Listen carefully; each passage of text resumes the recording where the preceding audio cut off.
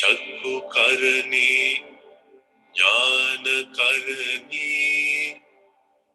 උපසමාය අභිඤ්ඤාය සම්බෝධාය නිපානාය සංවත්තති.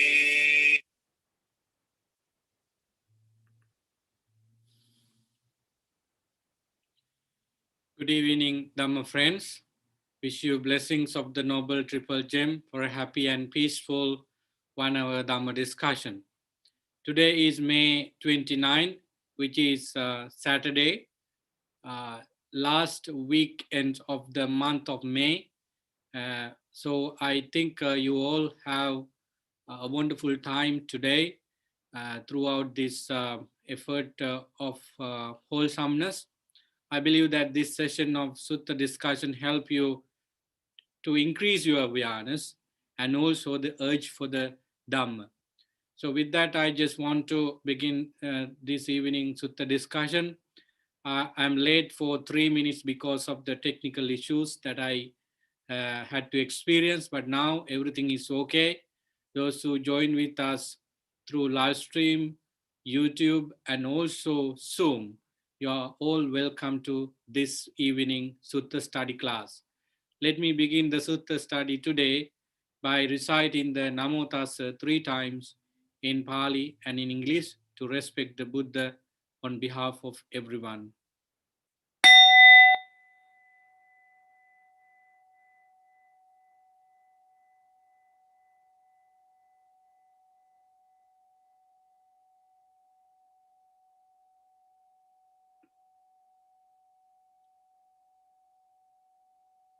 Namo tassa bhagavato arahato samma sambuddhassa. Namo tassa bhagavato arahato samma sambuddhassa. Namo tassa bhagavato arahato samma sambuddhassa. Homage to the Blessed One, the Worthy One, the Fully Enlightened One. Homage to the Blessed One, the Worthy One, the Fully Enlightened One.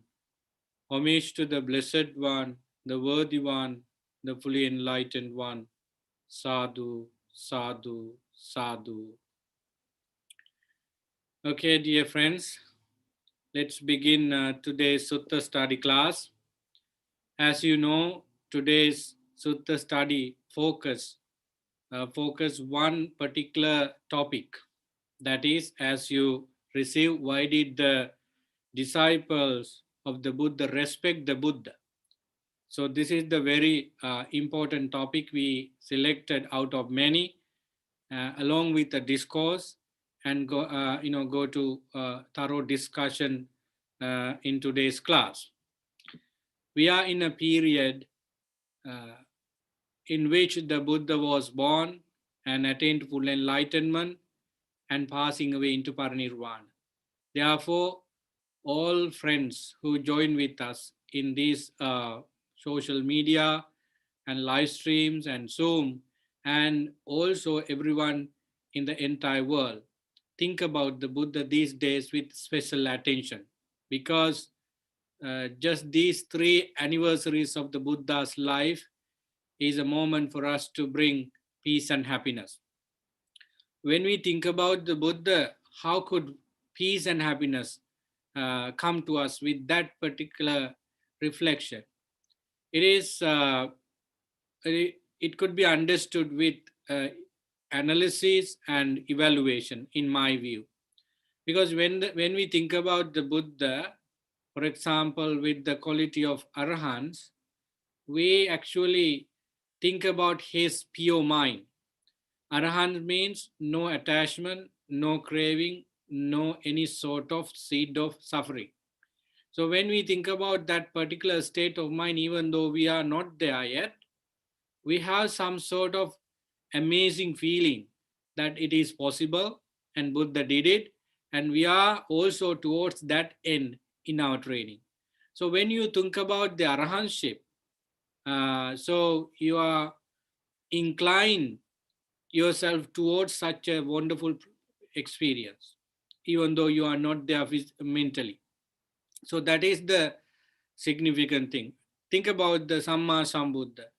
You are well aware of the uh, quality that the Buddha attained full enlightenment without anyone helps, and there he understood the Four Noble Truth and all the other teaching. So you reflect the essence of Samma Sambuddha by reciting it or by thinking about it. There you have that type of peace and happiness. Now, let's take another quality, Lokavidu or Purisadhammasarati. You remember how the Buddha, got the knowledge to tame people that could not be, disciplined by anybody else. So there, Buddha used compassion, kindness, and how Buddha's patience there. So you, of course, touch these qualities in your mind. When we think about the Buddha's patience, we of course address our ability to patient, our ability to be patient. So in that sense, thinking about the Buddha and also the Dhamma and Sangha bring us joy. That's how we should understand how we, discipline our mind with the noble virtues of the Buddha, Dhamma and Sangha. So we have been doing this in this month because of the Vesak. Now it's going to be end, but the practice that we actually would like to do under the Buddha, Dhamma, and Sangha has not finished yet because of our many things for us to do in the training. So I selected this topic just to arouse your wisdom about why disciples respect the Buddha and the Buddha, what did the Buddha have in his life for disciples to follow the Buddha, and why disciples actually let go of all the belongings and come under the Buddha's,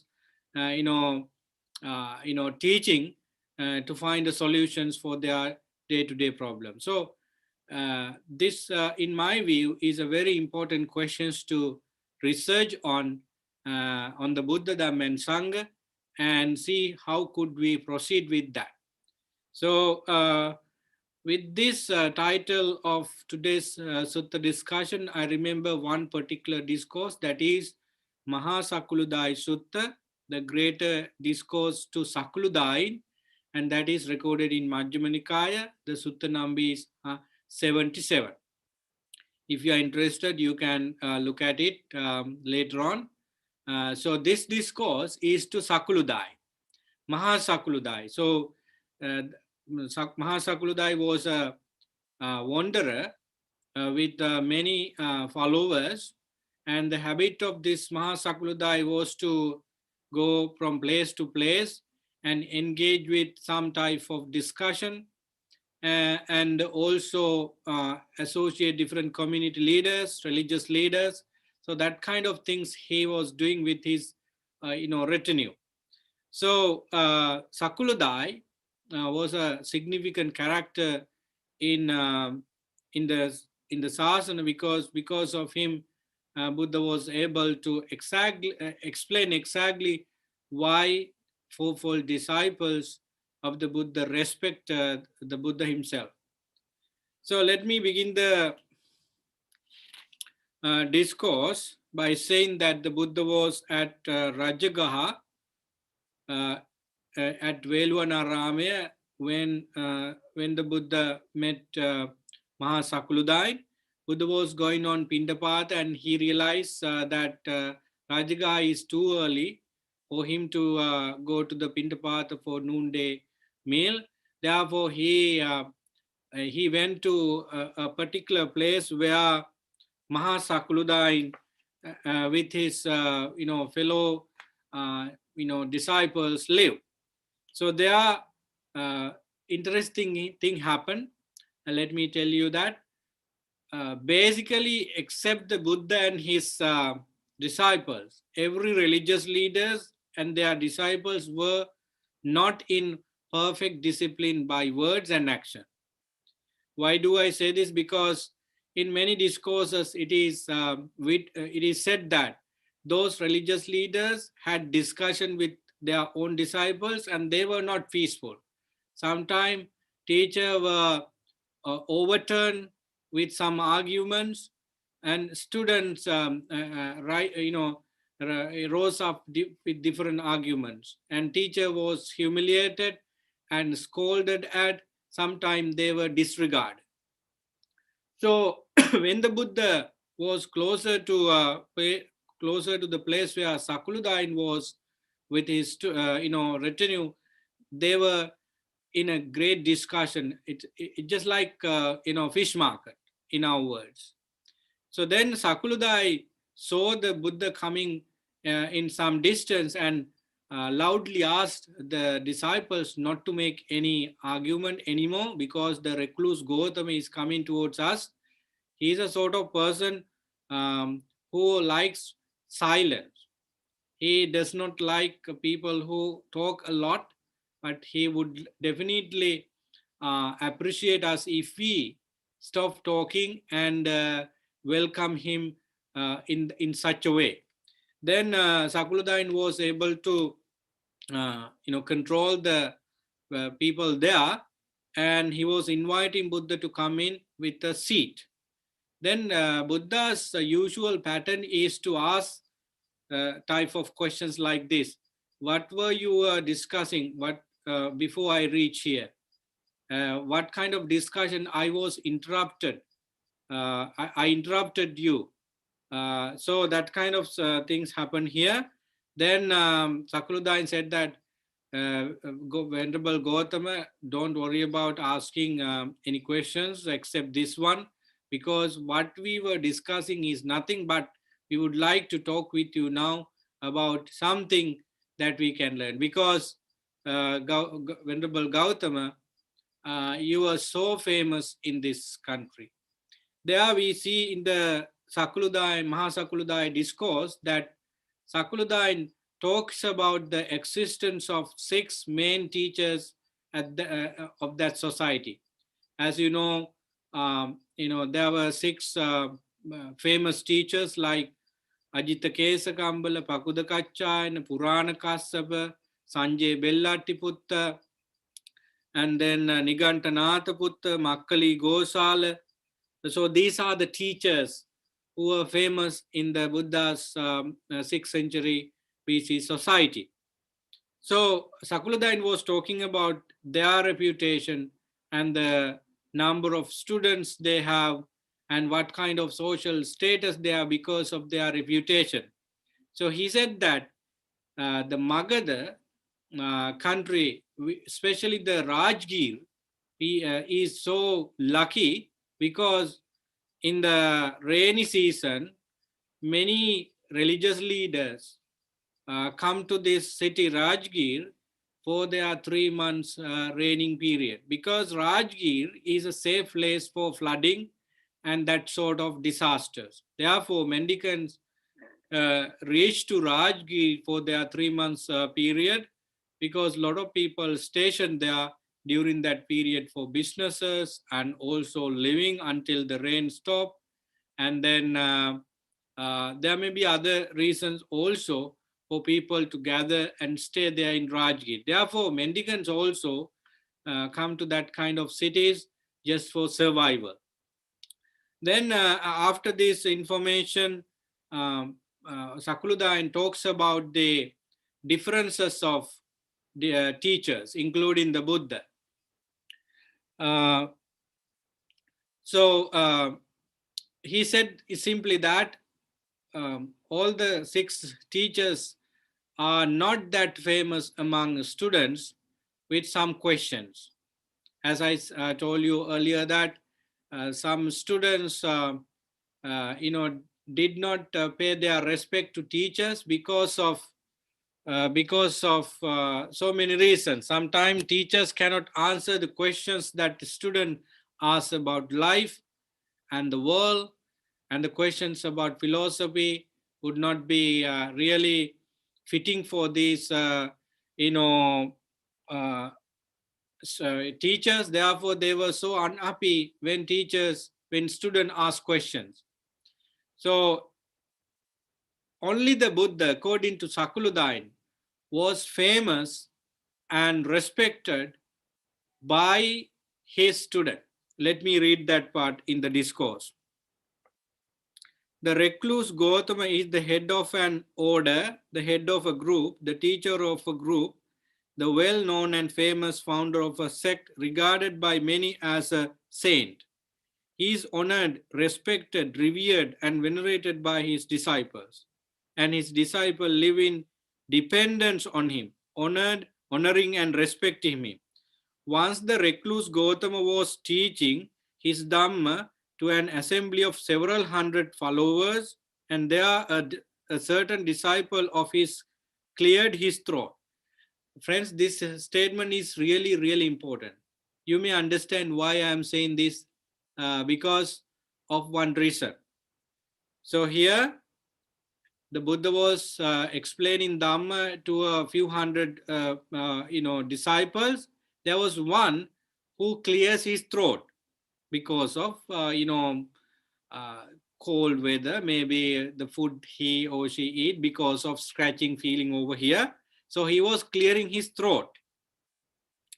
Then thereupon one of his companion in the holy life nudged him with his knee and said that, "Be quiet, venerable sir, make no noise. The blessed one, the teacher, is teaching us the Dhamma." So even when you clear your throat, the next person will ask you to be silent because the Buddha is teaching Dhamma. Do you mean what is the significance of here? They were listening to the Buddha's sermon without even turning their bodies towards this side and that side, because they were so attentive to each words and sentences and points and examples and similes the Buddha uttered, because they were so interested in knowing the reality of life through the lens of Dhamma.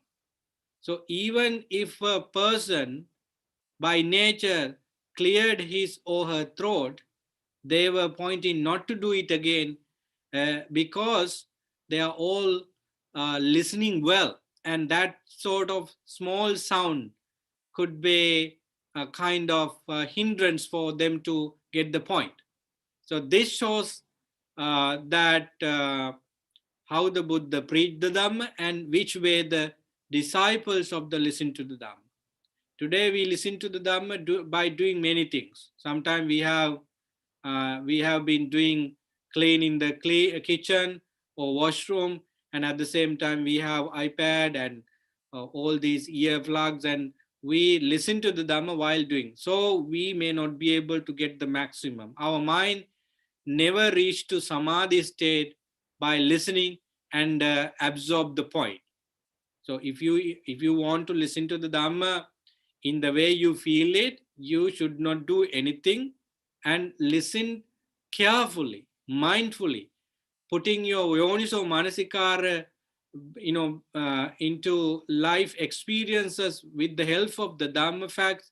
There you get that samadhi and also the realization into a certain level. But today we have a lot of avenues, different ways of listening. Therefore, no matter how much you listen, the results would not be that advanced because of that kind of patterns of listening to. Here we see that Sakuludang is saying that all the other six religious leaders found difficulties controlling their students, and every time they start a discussion, they become a mess. But when the Gautama Siddhartha, teaches the Dhamma, every individuals in the assembly listen carefully and no sounds at all. I remember the story of Ajata Sattu, one of the greatest king in Magadha. He was worrying about his status of living because he killed his father, and he could not sleep after that peacefully because of nightmares. So with Jivaka, one of the minister's help, he was able to go to the forest area where the Buddha lived in Rajgir. So when Jivaka, is accompanied by the king Ajatasattu, Ajatasattu was so upset and frightened because there is no sound at all in the forest. But Jivaka said that the Buddha was staying at the forest area with 500 monks. Then Ajatasattu thought that how could this silence could be there if there are the Buddha and 500 monks? There would be some noises, but there was no at least a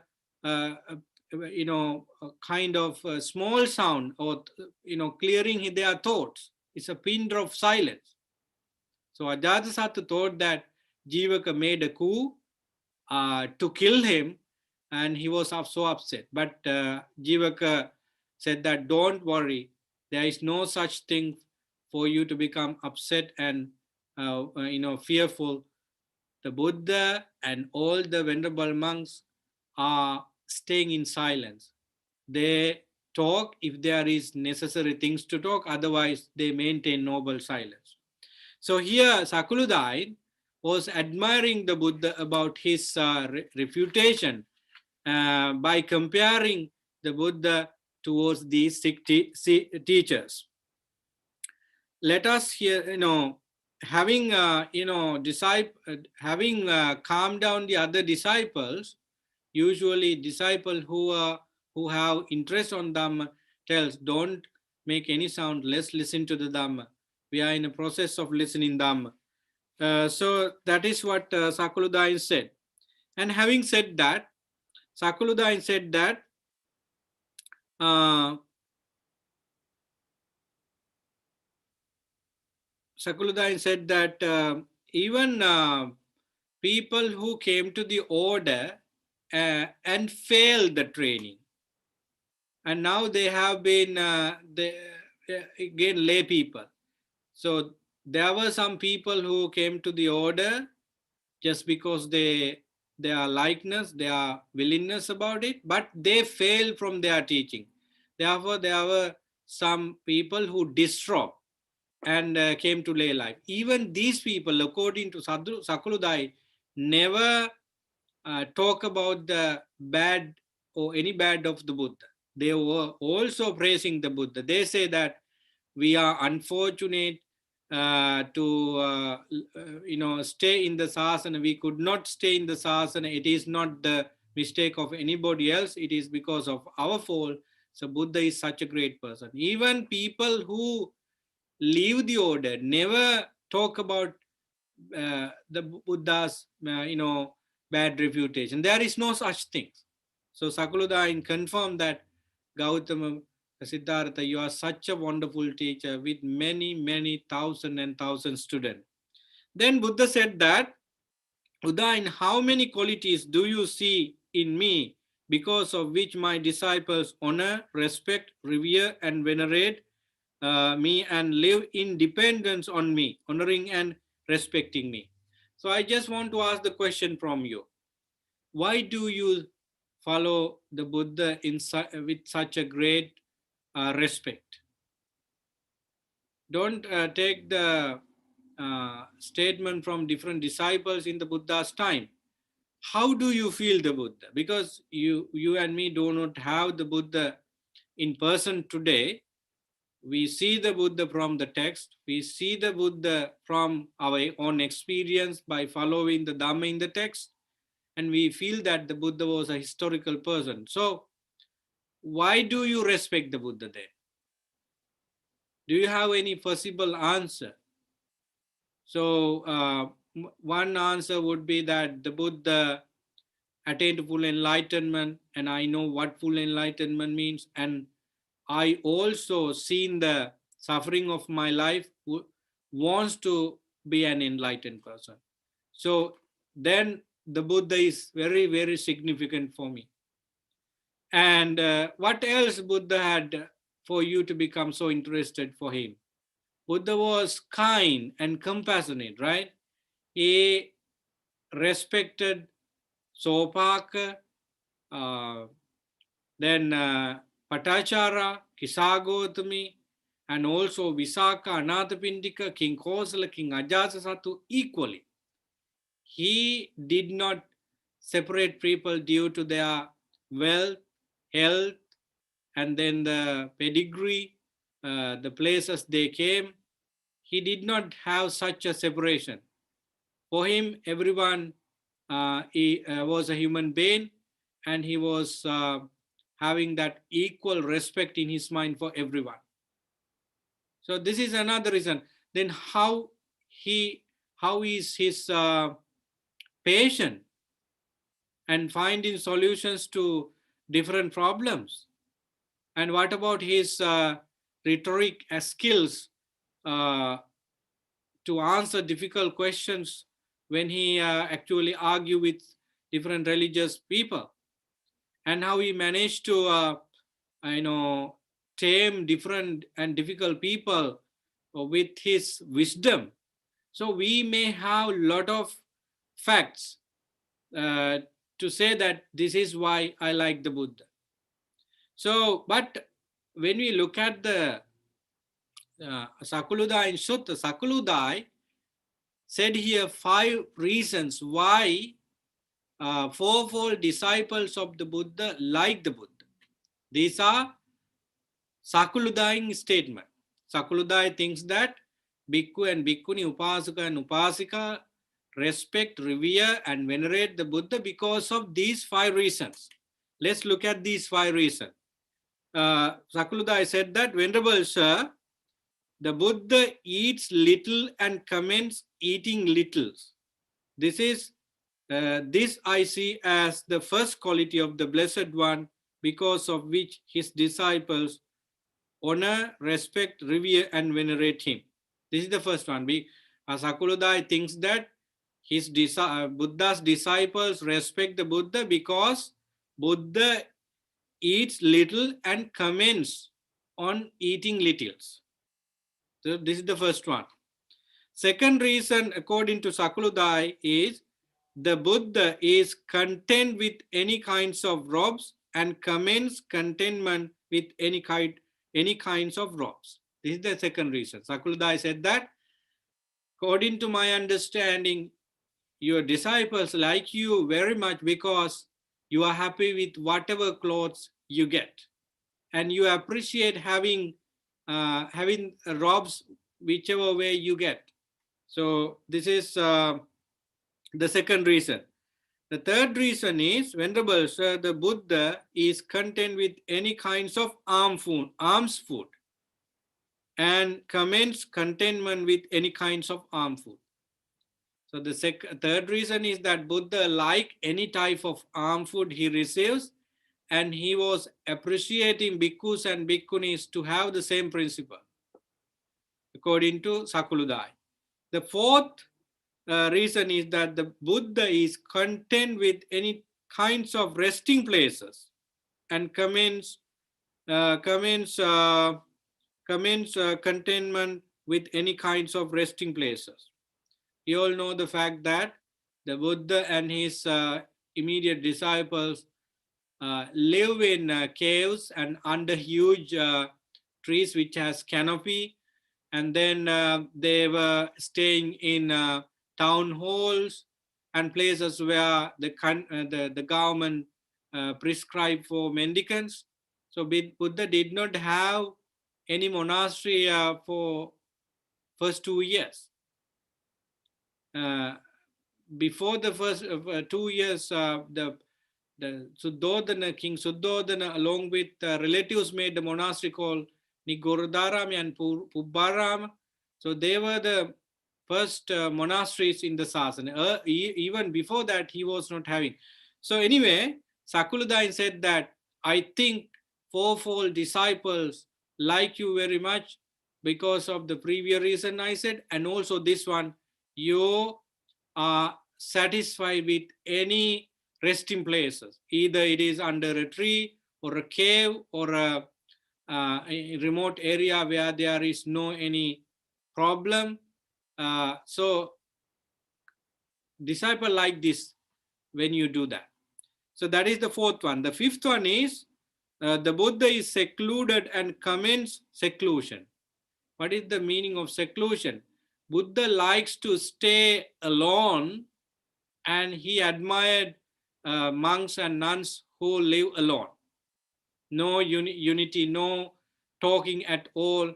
So each and everyone could live in one monastery, but there is no conversation going on. Every time you like to be isolated. So Sakuludan said that, in my understanding, your disciples like you because you are admiring the seclusion. So now these are the 5 reasons Sakuludan said there, that why his disciples like the Buddha. But friends, Buddha rejected them. Buddha said that disciples honor, respect and revere and venerate me and live dependent on me with respect. That is true. But if my disciples respect me because I eat very little, I cannot agree with that, because there are disciples of mine who eat only very little. There are some disciples who eat only 1 or 2 bowl of rice. So they make kind of bowl like this, and they eat only 1 or 2 for a day. There are disciples who go on Pindapata and collected very little food. And if you say that disciples respect me, revere me because I eat little, these disciples should respect those particular monks and nuns who eat little, a very small portion of food. So having said that, Buddha said, I ate sometime full of patra full food, and sometime I ate at the royal palace, sometime I ate at millionaire's house. I ate delicious food items. So sometimes I eat little, sometimes I eat medium size patra, and sometimes I eat full patra with delicious food items. So if my disciple respected and revere me because of these reasons, they would definitely respect not me, but for those disciples who have been following a kind of dutang, eating only 1 or 2 handful of food. So Buddha rejected the first one. And Buddha rejected the second one too. What is the second one?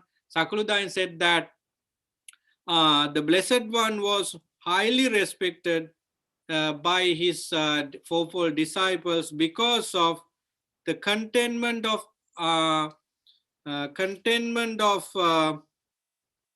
with any type of robe. So Sakuludain said that disciple respected me because I wear any type of robe, which means that Buddha wear only very old robes made by piece of clothes from the garbage bin and from the cemetery and so forth. But Buddha rejected this as well. Why? Buddha said that sometime I wear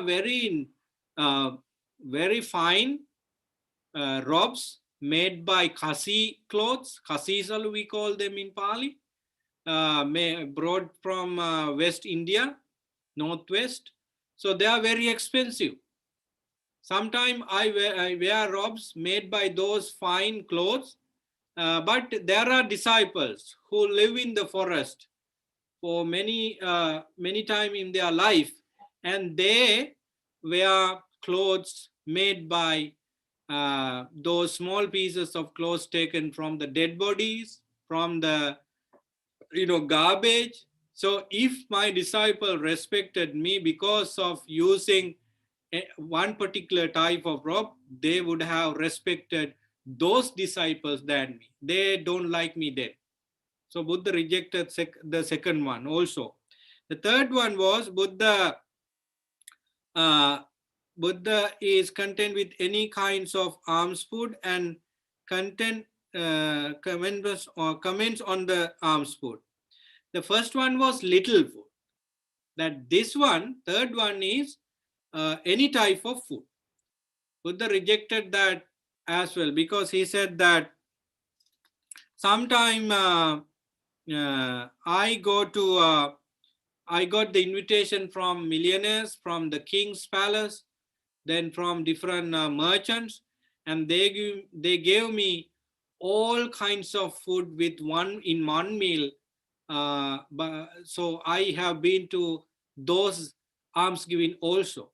So, but there are disciples who never accept invitation in high class families and families in families where a lot of dhan items are ready.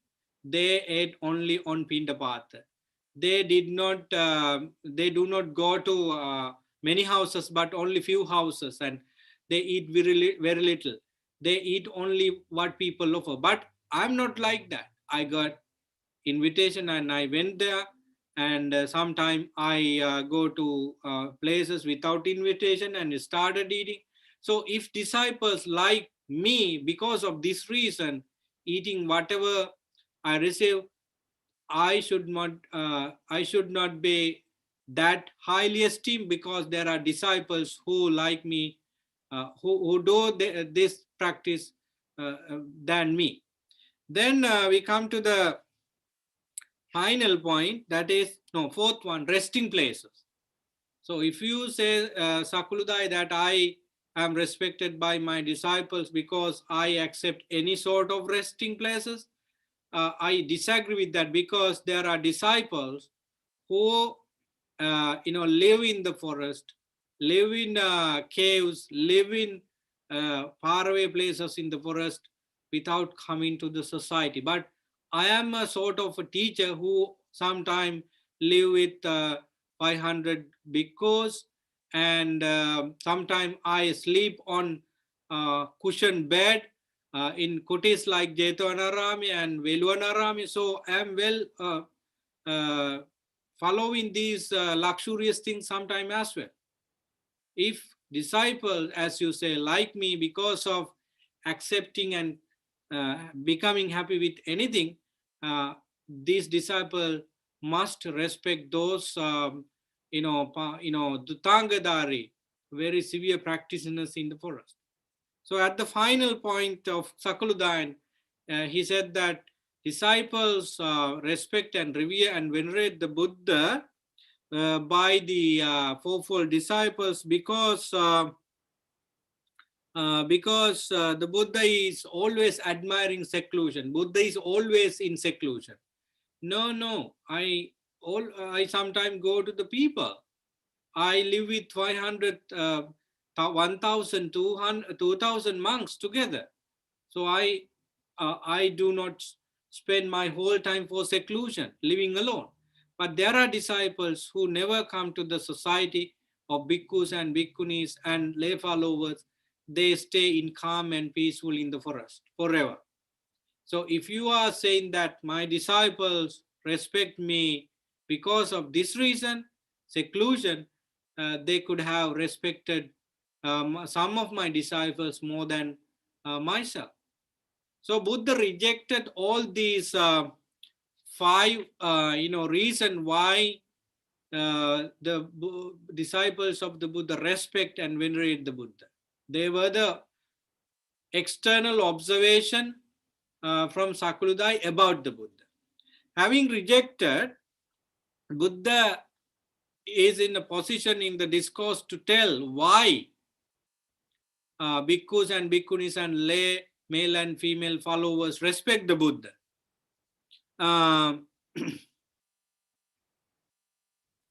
Let me come to that. So Buddha said that my disciples, bhikkhus and bhikkhunis and upasak upasakas, respect me because of five reasons, because of five qualities. What are these five qualities? Now I begin telling these five qualities. Sakuludai, my disciples esteem me for the higher virtues thus. The recluse Gautama is virtuous. He possesses the supreme aggregate of virtue. This is the first quality because of which my disciples honor, respect, revere, venerate me, and live in dependence on me, honoring and respecting me. So the very first reasons why my immediate disciples and the disciples in the future would respect me, that is my virtues. What do you mean by virtues? The ethical behavior. Look at the Buddha way Buddha talks about, the way the Buddha talks about. Look at how he picked the words. Look at what kind of physical behavior he has when he walk, when he eat, when he talk, and when he sleep, and when he spend the night. So they are perfect. So when disciples note that the Buddha does not violate any particular moral principles by words and action and thinking, they like it. Have you witnessed any instances in the Tripitaka that the Buddha spoke bad words? Did you hear any such evidence that the Buddha had in frivolous conversation? Have you heard that the Buddha got angry and spill it out bad words? No, his word is perfect. His speeches were up to the point. And look at his action. He never, caused any problem for anyone, even animal, by way of behaving. Even if he walks, that would be very majestic. It is called Naga Avalokana. Naga walking. It means Naga is a word for something giant, elephants, and very advanced spiritual living being. So Buddha was the foremost of that. So Buddha said that my disciple like me because of my virtues, in the sense of talking, action, and thinking, and putting Vinaya rules into application. I am following the compassionate path. I do it because these monks should be get out of this sansara. So Buddha's virtue was shine and beauty, made everyone to be thinking that Buddha is a beautiful person, nice person, genuine person. Even divine beings like the Buddha because of his ethics. So Sakuludain, this is the very reason why my disciple like you.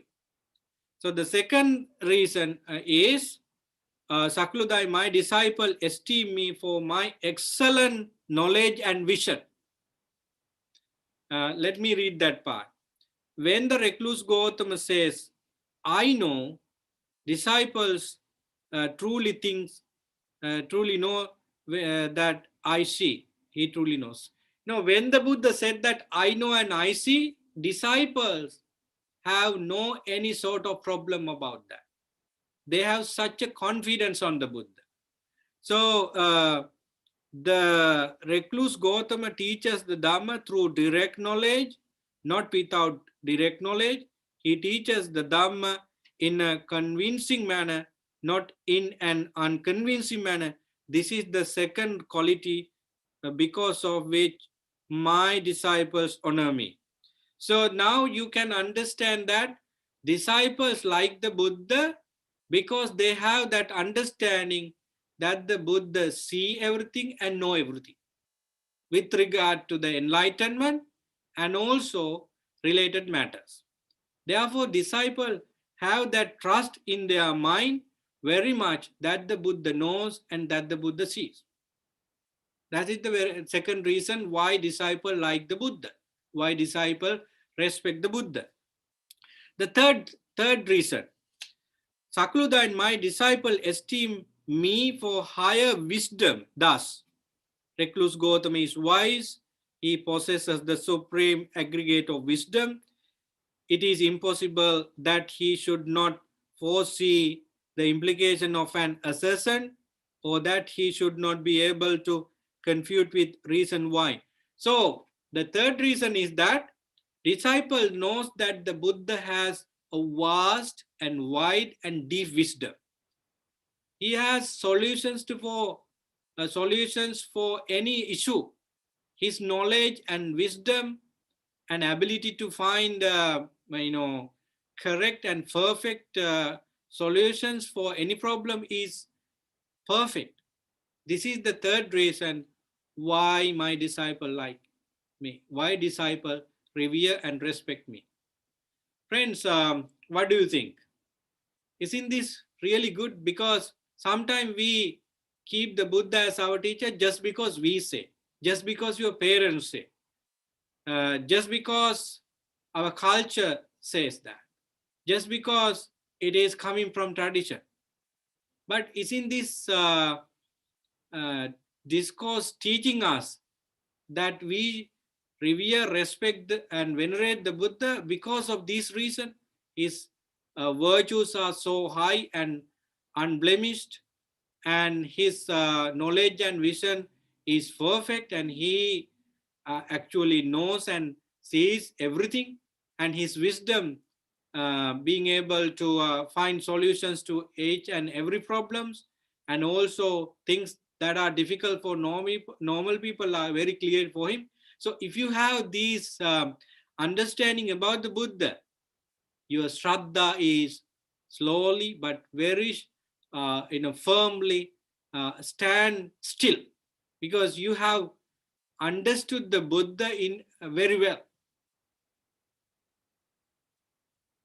So sometimes people like the Buddha because of his color and the royalty, and because of his nice and calming, soothing voice pattern. And there were some ladies who like Buddha to be their wives also. So this is how Buddha was recognized by some people.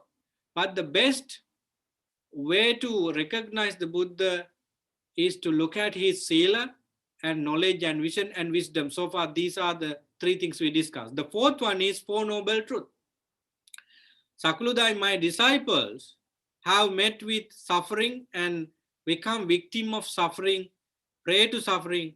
They come to me and ask me about the noble truth of suffering. Being asked, I explain to them the noble truth of suffering, and I satisfy their minds with my explanation.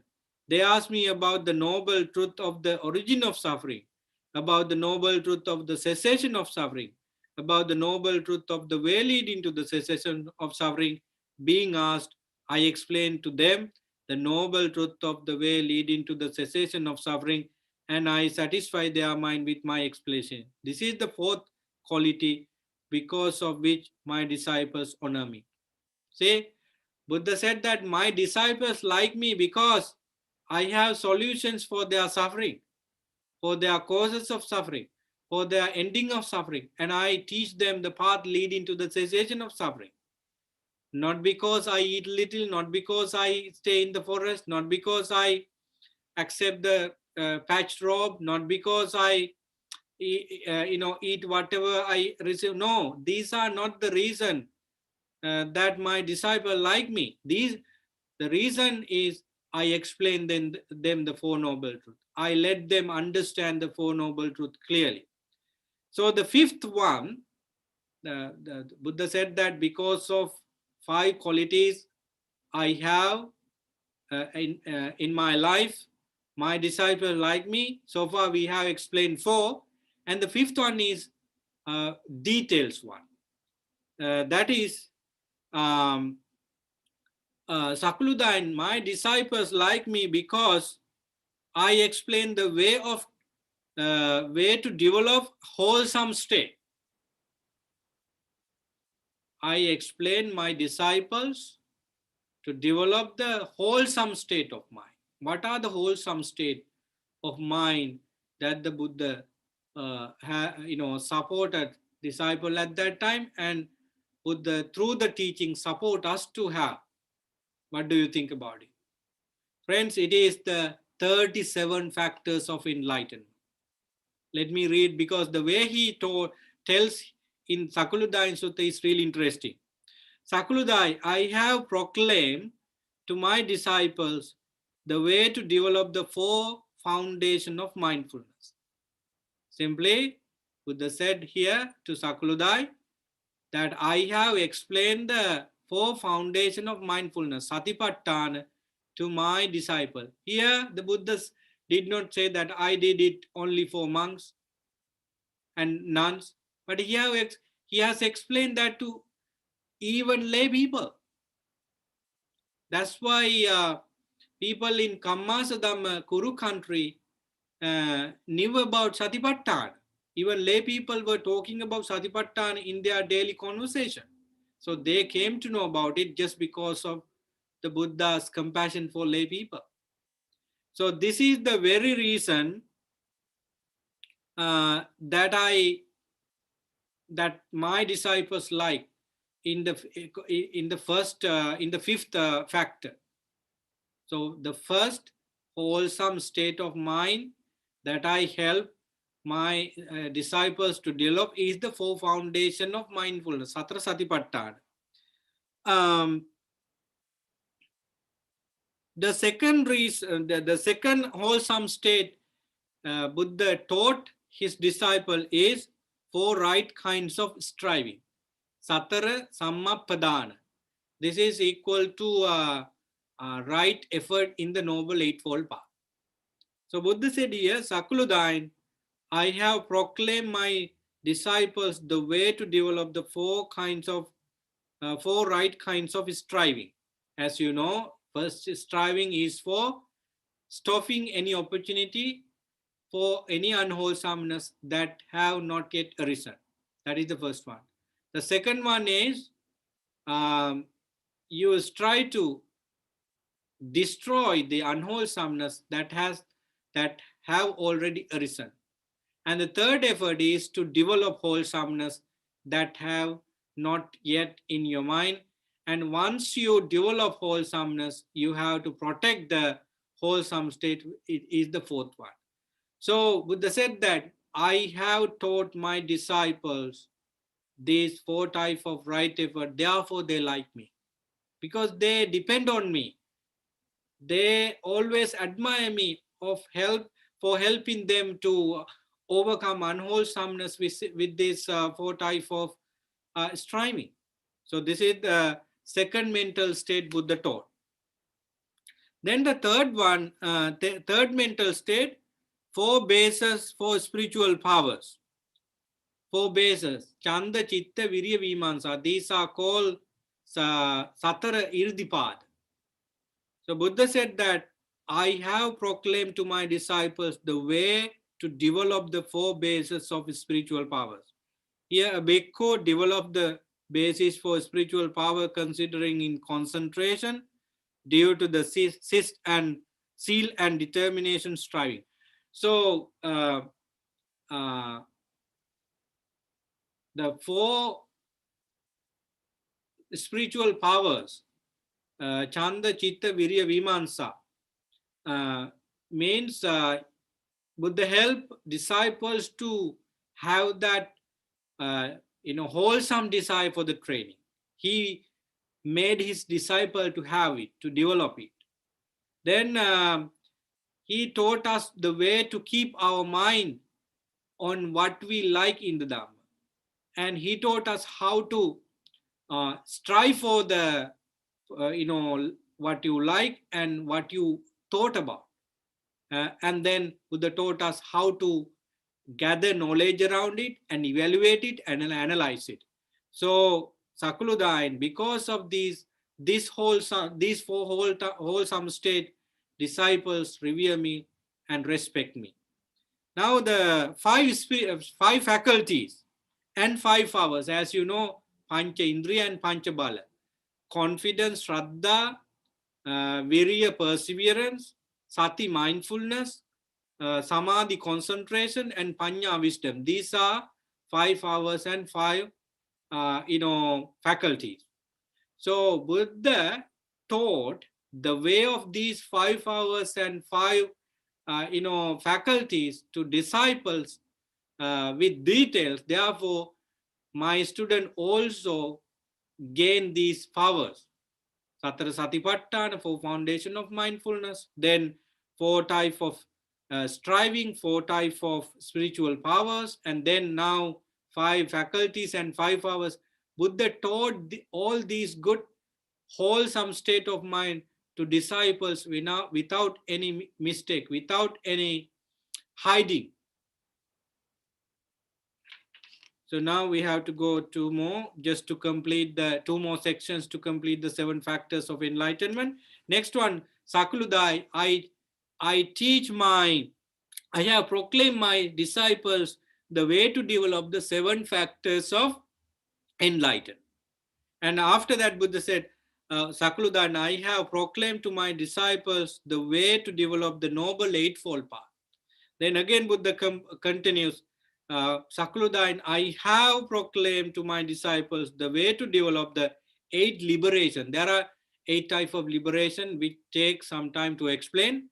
Just consider that liberation from mind in 8 ways. Then Buddha continues, Sakludain, I have proclaimed to my disciples the way to develop the 8 bases of transcendence powers. So that is another section.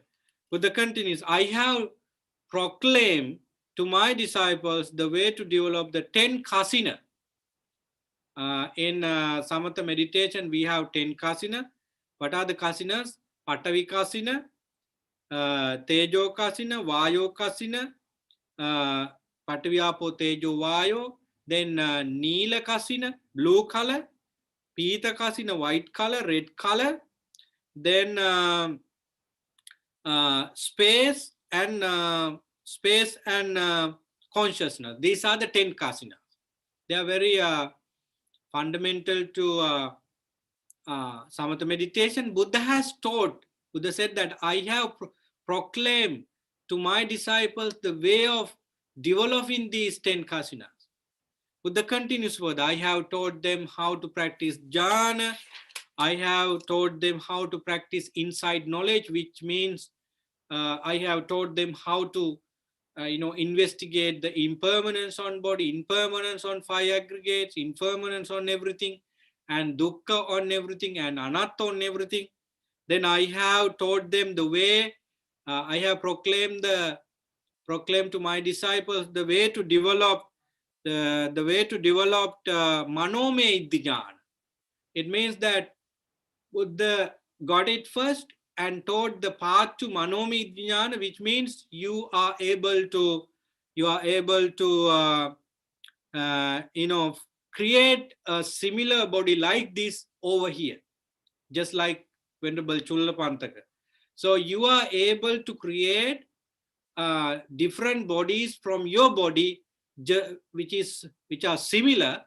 So I have taught them to do that. So Buddha said. Then Buddha continues further. I have proclaimed to my disciples the way to wield the various kinds of super normal powers. This is called Iddhivida Jnana. So you can, Buddha has taught disciples the way to appear here and disappear here and reappear somewhere else. He has taught to develop disciples' mind to do such things that that they can go through walls and sink down in the earth. So Buddha has taught them, those things to disciples. So then Buddha said, Sakuludai, I have also proclaimed to my disciples the way whereby with the divine ear elements. So I have trained my disciples to get the divine ear, which means that you can listen to somebody who is in Sri Lanka or India or elsewhere in the world when he talks something right now. If you have divine ear, Dibba Sota, you could listen to those sounds, not only in the human world. You even can listen to what divine beings say, what animals, if they talk. So you can have you can hear to those sounds that normally human beings cannot do. So then Buddha said, Sakludain, I have also proclaimed to my disciples the way to understand the minds of others, such as if angry mind, hateful mind. If you are smiling in front of me, but if you are really angry, I could be able to read it. So I have taught my disciples to understand others' mind exactly as they are. The Buddha continues further. I have taught my disciples to get the Ubbe Nivasanussati Jnana, the first knowledge that the Buddha understood under the Bodhi tree. So I have taught that as well. Then Buddha finally said, I have taught also the Chutupapata Jnana, being able to see the death of human beings and other living beings, how they appear and reappear in next life. So I have taught that skill for my disciple as well. And finally, Buddha said that Sakuludain, I have proclaimed to my disciples the way to end the craving or asava tames. I have taught that as well. So having said that, Sakuludain, these are the reasons why my disciples honor, respect, and revere for me. Not anything you said. They are just nothing. My disciples respected me, and my disciples at the present respect me. And if my disciples respect in the future, like us, they are doing so. They are doing that for me because of this reason. Simply, Buddha was such a teacher. He never, keep anything of his teaching for himself. He has taught every bit of information in his teaching for any type of persons to take them and attain to nirvana. This is why we see the Buddha statement in Chula Satchaka Sutta like this. Buddhoso Bhagava Bodhaya Dhamman Deseti. Monks, I attain to full enlightenment by knowing the Four Noble Truths. And my whole purpose in my life is to push you to understand the Four Noble Truths for your enlightenment. Tinno so Bhagava Tarnaya Dhamman Deseti. I have crossed over the flood of samsara, the flood of kind of craving. I have crossed that dirty, river like defilement. So I want you to do the same thing. Dantoso Bhagava Dhammataya Dhammande Seti. I have tamed my senses up to highest extent. So as the tamed person very much, I want you to be the same thing. I am here to tame people to get them happiness and peace. Then Santoso Bhagava Samataya Dhammande Seti. I disciplined myself. I became silent myself by following the Noble Eightfold Path, and I want you to do the same thing. And finally, Buddha said, Parinibhuto so Bhagava Parinibbanaya Dhamman Deseti. I attain to Nibbanic experience by following the Dhamma, and I want my disciple, not only bhikkhus and bhikkhunis, but even lay people like you and like us, Buddha want us to have the same thing. Look at how wonderful he is. He was not like Nigantanatha Buddha. He was not like any other teacher in that society. He is incomparable to any teacher in this universe because he wanted everyone to be in enlightened state. Therefore, you know that nirvana is not a particular place that could be crowded when bhikkhus and bhikkhunis and lay people attain to enlightenment and go there.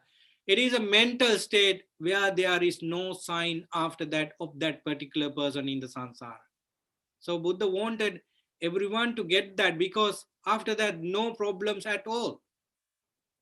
Friends, this is one of the interesting discourse where we can think of the Buddha to see his Shastra title, Buddhahood, and how great he is.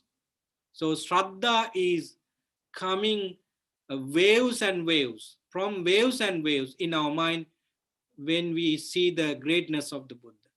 So at the end, Sakuludai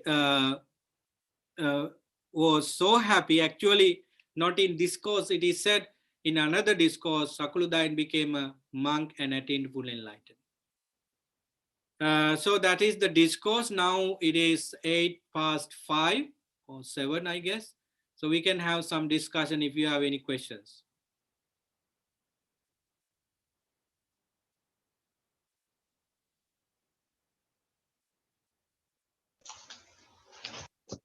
Thank you very much, Bhante.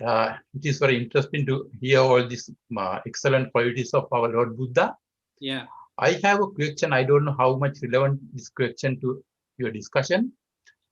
We know just after Lord Buddha's Parinirvana, so just after 3 months, we had a, Sanghayana. Yeah. So you said that, but Lord Buddha's students were very obedient and very respectful to the Lord Buddha.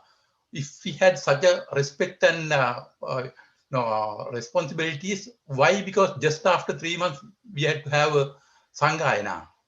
Very good question. Yes, indeed. The question is very relevant to the context because we are talking about the Shraddha of disciples and how disciples recognize the Buddha and why disciples should respect and revere the Buddha. Yeah, even during the time of the Buddha, there were monks and nuns and even lay male and female upasikas were not following the teachings of the Buddha. Actually, this happened after the first 20 years of the Buddha's dispensation. Buddha lived as the Buddha for 45 years. In the first 20 years, he did not have any problem that arose among disciples and because of disciples. But when the Sasana was growing with all kinds of facilities, reputation, and support from the kings of each country, especially Magadha and Kosala, and Vajji and Avanti, some people thought that why should we stay at home with all kinds of suffering? Because we work so hard and still we are not recognized. And how about if we go to the Buddha and became under him or his disciple and stay a peaceful life? Because lay people support the monks with food, with monastery and medicine and everything. So these monks and nuns were not fully ordained, though they have robes on their shoulder, they were not up to the disciplinary codes. Therefore, they did not meditate. What were they doing is maintaining the monasteries, and sometimes they had issues with lay people. Sometimes they collected different things, and Buddha actually advised them. But there were some people and also especially monks did not listen to the Buddha. Remember the Kosambi incident. In Kosambi, there were dispute between Vinayadhara and Dhammadhara monks. It was a very minor thing, but they made a big issue over that minor things, and Buddha advised them. And what they said was really, really interesting. They said that we made this problem out of uh, misunderstanding or whatever, and let us solve this problem as the Buddha, you may go. Then Buddha did not advise them anymore, and he left the place and stayed in the forest for several weeks. Ananda was informed by the Buddha that I do not come to advise these monks until they corrected themselves. So there were a group of there were a group like Vajjiputtaka and Punabbasuka. So by that name, there were a number of monks. So Venerable Mahakassapa came to the Buddha, I think, as I remember, 1 year or 1.5 years before he passed, before the Buddha passed away, and asked that why, Venerable Sir, the Sasana is declining. Today, we do not see that many people attain to Sotapanna, Sakudagami, Anagami, and Arhan state. But earlier it was not like that. what is the reason for this? Then the Buddha said that a lot of monks and nuns who came to the order not with the pure intention of attaining enlightenment. This is the reason. And there Buddha said that sasana would be disappearing not because of any invasion, not because of any other reason, but because of lack of discipline by monks and nuns, and also upasaka and upasika. So we can see the trajectory and the path for this kind of happenings right after the Buddha's parinirvana. And Buddha did not appoint any monks as the leader, because there was no such thing happen even in previous Buddha's sasana. Therefore, Buddha said that I too kept the Dhamma that I understood as my teacher, and after my passing away, keep the Dhamma and Vinaya as your teacher. So there were some monks actually who were not that bad, very disciplined, but they did not accept the convention, first convention of Sangha after 3 months of the Parinibbana. But fortunately, there were Venerable Ananda, Mahakassapa, and respected monks like that who were able to convince the majority of monks to cleanse the sasana. So, however, it went only for maybe 5-6 decades with your teaching. After that, pollutions came to the order again. So this is the very reason why some monks behaved like that. Buddha was enlightened, Buddha was supreme, Buddha was knowledgeable, Buddha has the perfect wisdom. There is nothing wrong with the Buddha's teaching as well. And there were arahants. They were openly recognized as arahants, but people acted according to their ignorance. So today we see people argue about different behaviors of monks in different countries. Today we don't have the Buddha, we don't have recognized full enlightened beings. We have only a type of teachings in the books, and some lay and ordained disciple, of course, followed them silently and openly, maybe only handful of individuals. So I appreciate the effort that I appreciate the effort of people today, because somehow they managed to keep it. So problems in the sasana, I think have been coming from the Buddha's time. It's not a new thing. So this is the answer that I can give you to that question. Thank you. Any questions about the Buddha or the Dhamma or the Sangha or the Sutta we discussed?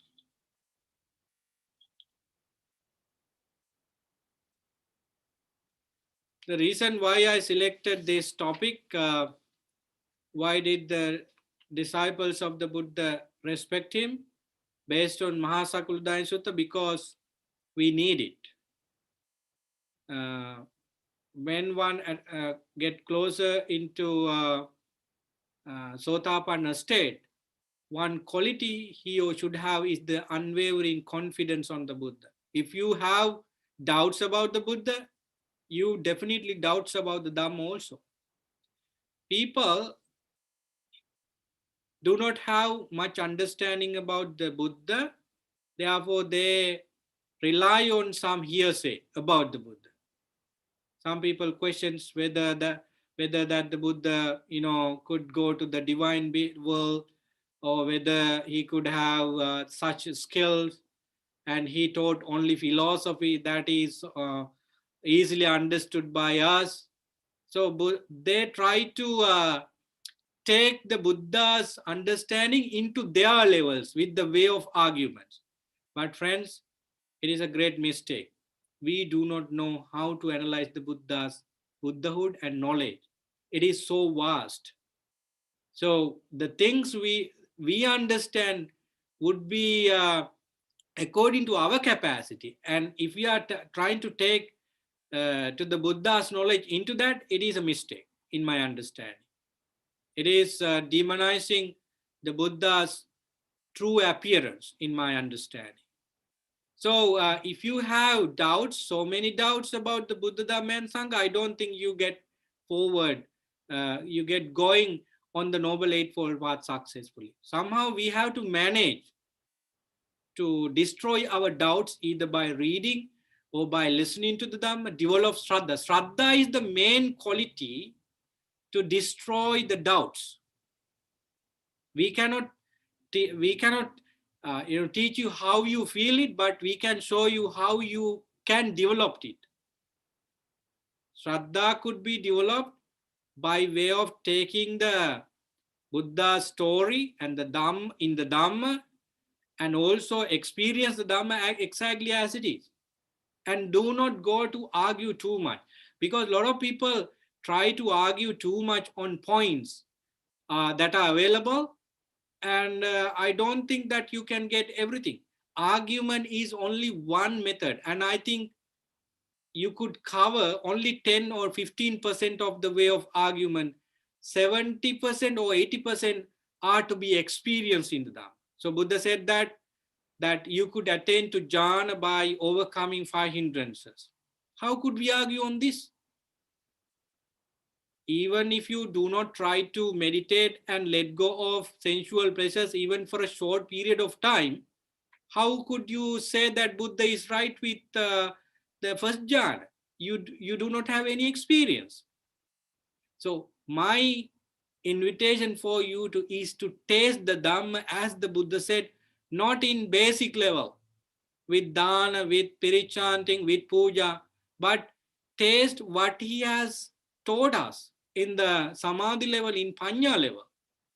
You can do that. Then only you see the Buddha, how he great is.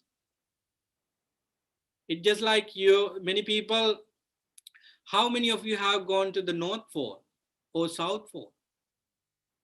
You know about the South Pole and North Pole just because those individuals who went and recorded those areas and telecasted or put them on YouTube or in documentaries. So you believe on them that there are South Pole and North Pole. And how do you know that the world is cycle? Just because people say. And now we have the ability to go up.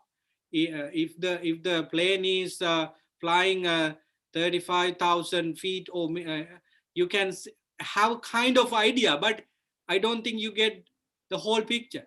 We believe on some statement made by scientists and so-called people. So if you have that confidence of the Buddha by reading, by listening to talks, but the best method is to taste it yourself. You need to go to the South Pole and North Pole just to know what North Pole and South Pole is. And you have to go up further in the space to see whether the Earth planet is a shape of cycle. I'm not suggesting you to go to North Pole and South Pole and up above the space to see all these things.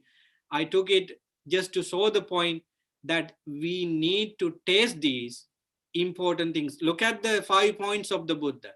Buddha said that my disciples today, in the past, today and in the future, revere, venerate, and like me, not because of any of those color of my skin, color of my robe, how tall I am, how beautiful I am, and so forth.